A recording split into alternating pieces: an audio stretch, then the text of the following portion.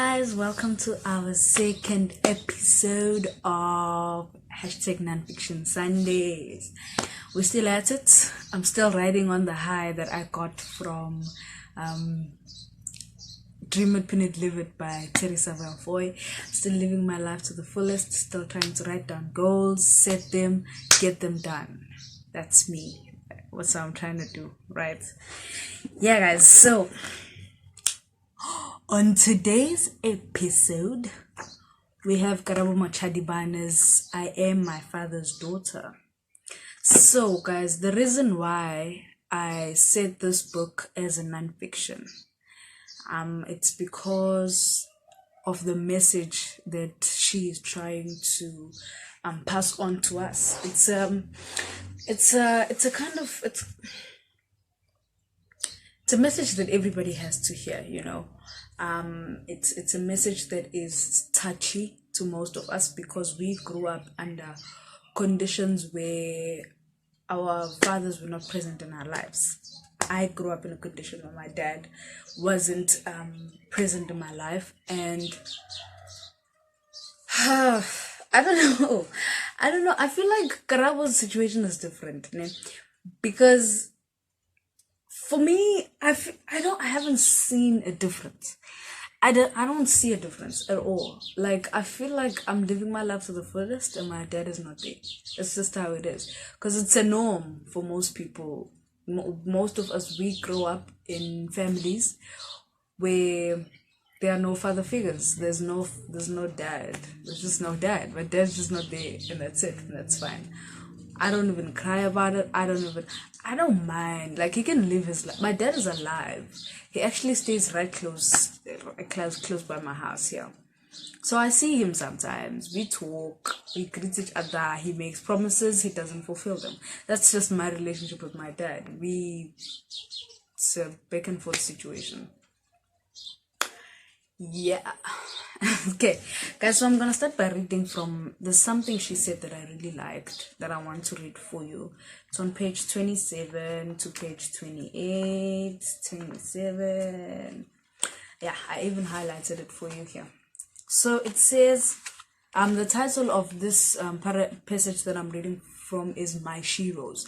So she's talking about her mom and gran who was there for her when she was growing up while her dad was not there, right? So it says, I've seen other children growing without their fathers in their lives and doing much better. Okay? I've seen other children growing up with their parents, where some have never met their parents ever since they were born. I've seen children like me with no fathers in their lives living with other family members. I've visited orphanages where there were lots of children who have grown so much without their parents. I've seen children on the streets with no shelter to sleep under, with no food to eat, without enough clothes to wear, and with no parents to be there for them. I've listened to stories where some of the children were denied by their fathers. I've heard stories where some children have been denied an opportunity to develop a relationship with their father because of the differences between their parents. Reality. You know, when I read this passage, I was so humbled because this is reality. And this passage, it's not invalidating her feelings for growing up with a gran and a mom, but without a father. So what she's saying is that there's a lot of people who go through this, and some people even go through not having a mother, not having both parents, not even having shelter, you know. So I feel like for me, I don't know. I feel like the situation could be much worse, right? It could be so much worse. Like I can't bring myself to feel sorry for myself that my dad wasn't there, because the situation could be so much worse. Like, no, I'm grateful. I grew up in a family with an uncle, two uncles. The other one passed away, God rest his soul. The other one passed away. So it's my uncle, my mom, my gran, and all the other kids in the house. And it's a functional house. I don't know. I feel probably this one I'm gonna need like a psychologist who's just gonna sit down and tell me, girl, you need to fix yourself You need to fix yourself, because I don't see a problem with growing up without a father. Okay, so let's get to the book, right? The book it's written in her point of view. It's written in she's telling her story. She's telling you that this is what happened when I was young, and I didn't have my father, and I missed my father, and I wished he was there. And then I found out that my father has another family, and then I wished I was that child. Okay, so she's just taking you through her thought process and what she did to cope before her father came back, and then after her father came back. The editor could have done a much better job. You see, as I was reading, I kept on, because I'm fussy about how a book is written, and it took me a long time to finish this book. It's only 57 pages, I think, because of the way it's written. I feel like the editor could have done a much better job to make the story more coherent and more readable. But it's not a throwaway. No, it's not a throwaway. It's a good book, and yeah, it's readable. It is. I wouldn't recommend it if it was not. It's readable. And Karabo is a friend of mine. We stayed together in Edries, and I had spoken to her about this book when I was doing my very first Good Talk episode. You can find it on my link on my channel here. I did it a few months back, I think. She's a great person, yeah, and her book is great. Right, so when I read this book, guys, this book makes you think, it makes you look at her life that she's explaining, and then try to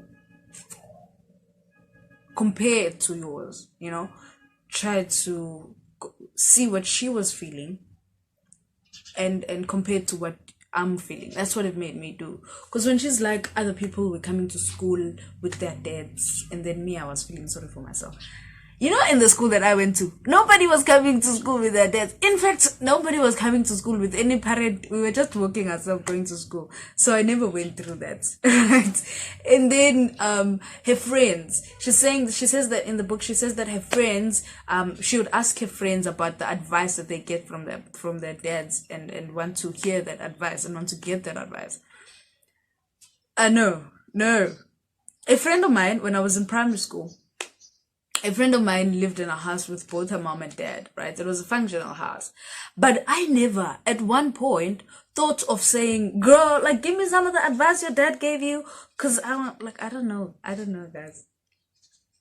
I'm living in the same situation, but I didn't feel like how she felt. In fact, it was raising questions, It was raising questions in my head, because I'm the third generation of women to grow up in households that are led by women. My gran grew up with her mom only. The dad was not there. My mom grew up with my gran only. The dad is not there. I am also continuing the pattern. It's a messed up situation, right? Because then I don't see any problem with it. Yeah. But other than my objectivity, I feel like this is a topic that we should have. This is something that we should be talking about. We should really be talking about this, because males should be present in their kids' lives. Jesus, what's wrong with my English? Males should be present in their kids' lives, right? Because in a functional family, in a perfect world, we all understand the benefits of having a dad in the house. I don't, because when the door's broken, I wake up, I take the sun door, and I put the door back together. That's just me. And I feel like the way that I was raised, because my mom raised me in a way that is telling me to be self-sufficient. Because she grew up without a father, and she never got married. So when we were growing up, she was like, you don't need a man, girl. Just learn to do all the shit yourself, right? You don't need them. Men for what, So I guess I have that in my mind. But then now that I think about it, now that I've seen what she went through, I feel like males should really take a stand in the lives of their children. Okay, right. Okay, so when I was reading this book, it was raising questions. It was raising like serious questions in my mind. Like, I'm just gonna read the question and then try to answer it with you guys, because I never answered the questions myself. I just read them, and then I was reading the book, and then they just popped in my head and I wrote them down. Okay, the first question is, we need more males in our lives, but can we trust them? Right? You guys have seen what's happening with gender-based violence. You guys have seen what these guys are doing to their girlfriends. They're chopping them up, they're killing them, they're abusing them and all that. Can we trust them? I don't know. I don't know.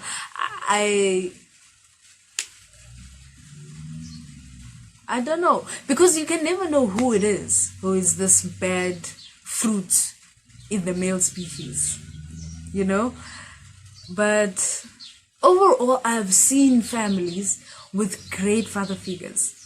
I've seen families where the dad is like, I am so involved in your education, I am so involved in your sports, I'm so involved in your friends, I am there as a parent, just like the mother, you know.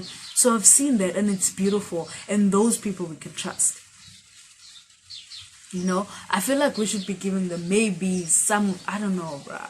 Because I don't want to say, yeah, we should be giving them the benefits of the doubt. That's what I'm saying. We should be giving the males the benefits of the doubt, because it's not all of them who have this crazy behavior. You know, we're dating some of the guys who treat us like queens. Not me, I'm not dating. You guys are dating guys who treat you like queens, so they deserve the benefits of the doubt, and we need a reason to believe, and they are the reason that we are going to believe in the male species again, because of what they're doing. You know, it gives us hope that everybody can be better, you know, all of them can be better people. So yeah, I'm gonna take a chance and say we trust them, because I'm a person who believes in the good of everyone, and I see the good in everyone. Right, okay. And then the second question is, does having them contribute to gender-based violence? Which I've answered already. It's not everybody who's going to abuse you. It's not everybody who's going to be nice to you. So you just have to, I don't know, choose your people wisely, believe in them, have faith in them, and encourage them to be better people. That is what we can do. That is actually a clever thing to say. Right.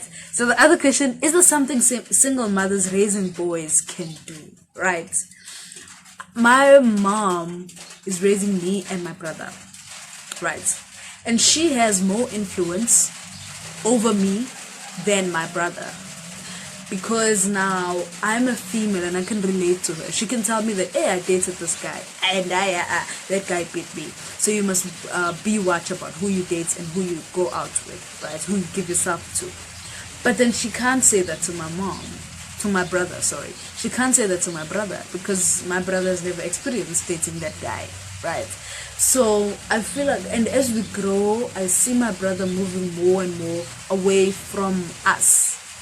You know, we used to be a trio, we used to be so close, but now he's growing up and he's discovering things like he wants to draw tattoos. My mom is against that. He wants to smoke. My mom is against that.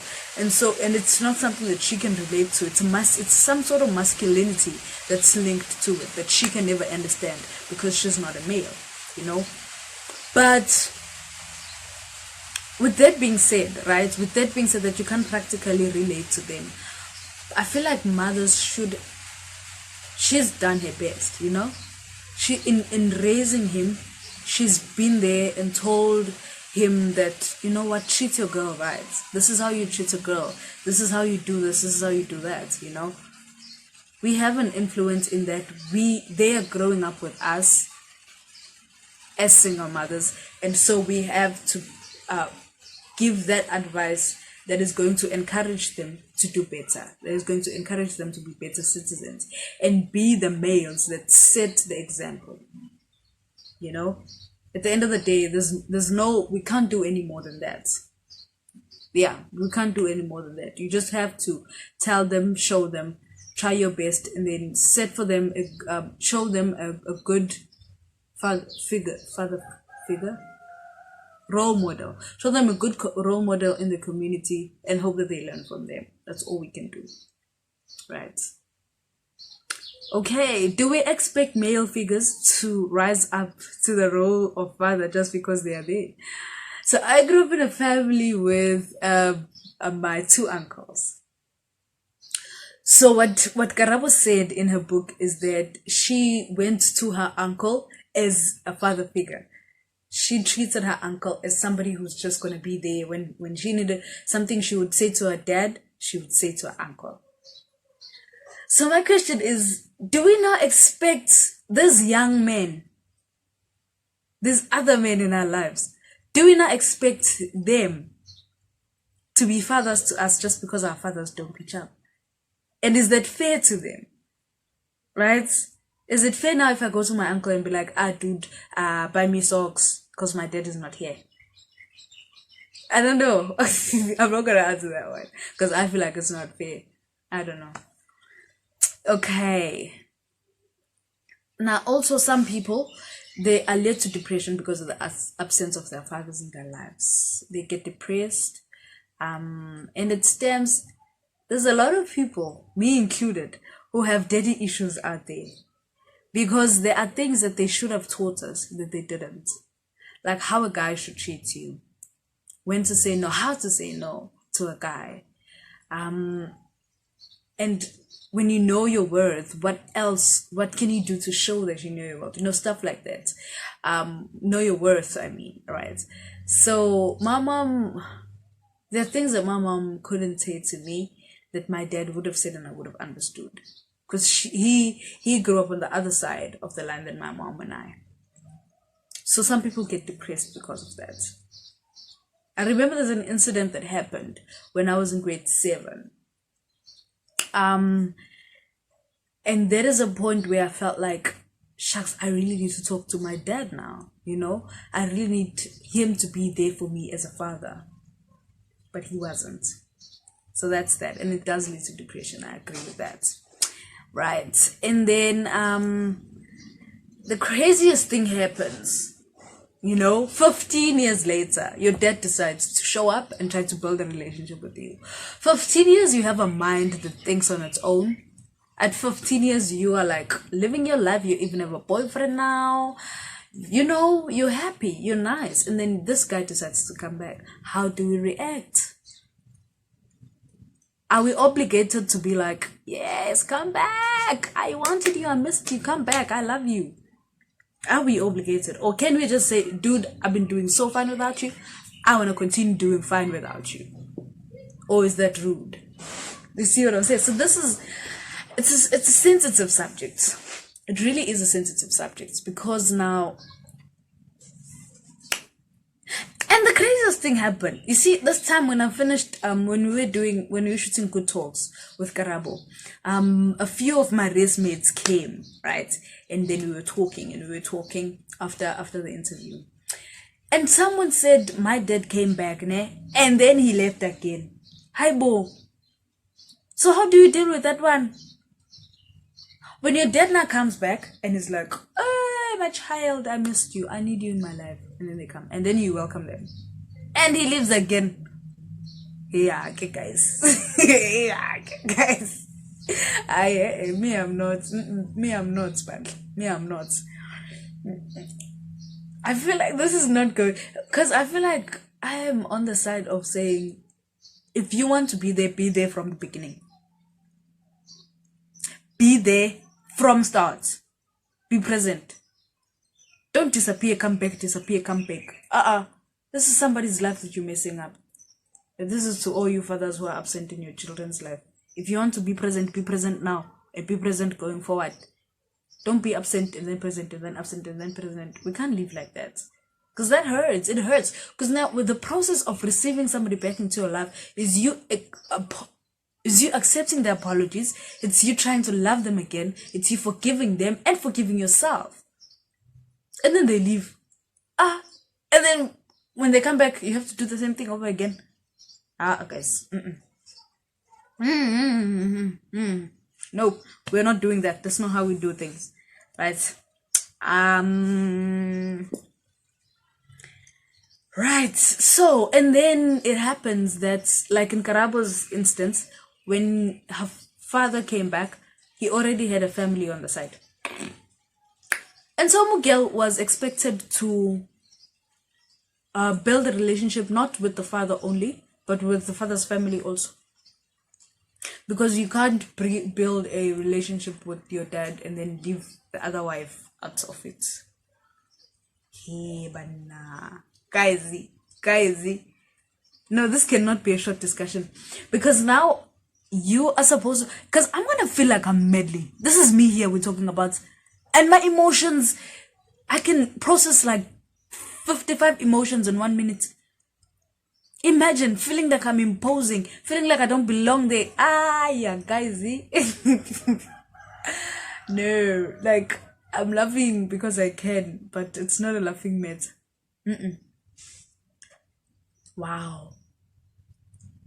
You know what? I just want to say to Karabo that I'm glad that her dad came back, and I'm glad that she was able to forge a relationship with her father and her half brother and the other wife. You know, it's a very grown up thing to do, and I don't think I'm that grown up yet. I don't think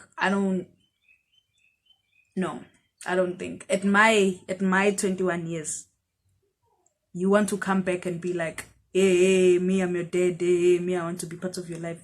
For what? You know, guys, consider the things that I've been through. The things that my mom has been through, trying to carry me and my brother on her back this whole time. And you were there. And you were saying nothing. And then now you decide that, no, I want to come back. You what? I know. No, you really can't do that. You can't do that. Because now, I'm about to be right. I'm about to be fine in life. I'm about to make money. So, you were not there during the struggle. So, must you be there during the nice times? Yeah, guys. You know what? You guys, do you? Me, I'm not. Karabo, I'm not my father's daughter. The only father's daughter I am is the God above, who I cried to and prayed to when things were not going right. I've forgiven my dad, ne? I'm not angry at him. But I'm not about to let him be like, hey, my child. Now, where were you this other time? This whole other time, the rest of the time. Bro. Okay, right. I did say this is a very personal matter. This is a very personal matter to me. But if you do get a chance and your dad comes back and says like, okay, my child, I'm sorry I did this. I'm hoping that we can fix our relationship. I mean, you can forgive them if you're strong enough. You can forgive them. They deserve a second chance. If the reason for running away is good enough, you can give them a second chance. That's it from me. That's it from I Am My Father's Daughter with Karabo Muchadibane. This is the book if you want it. If you want to read more about what she says, about what she went through with her father's absence, you can contact me on my social medias, my Instagram. I'm Lucia Aibo. My Instagram, Mvula app, and my Facebook page, Mvula app, my Twitter at Mvula. Yes, and I will communicate and I will communicate you with her. And you can read for yourself what she went through and see if you relate to what she went through. Because I don't. But it's a good story. Right. Okay, guys. Thank you for tuning in to my YouTube channel. Please like, share, subscribe. And I'll see you again next week. So next week we are talking about DJ Smooth's The Art of Hustling. I love DJ Smooth. DJ Smooth is my motivator. Like, he is a serial entrepreneur and he is where I want to be. He is living his dream. He's following he's living his life, man, to the fullest, and I want to do that too. And so I took this Art of Hustling because I started selling a few months ago, and I wanted to see if he has had some insights into what I should do and how I should do it, because he's also selling more fire. And I thought, okay, you know what, seller, maybe we can meet like that. So okay guys, I will see you next week when we are reviewing DJ Smooth's The Art of Hustling. I love you guys. So thank you for tuning in once again. Please like, share, and subscribe, and follow me on my social media, and see each other next week.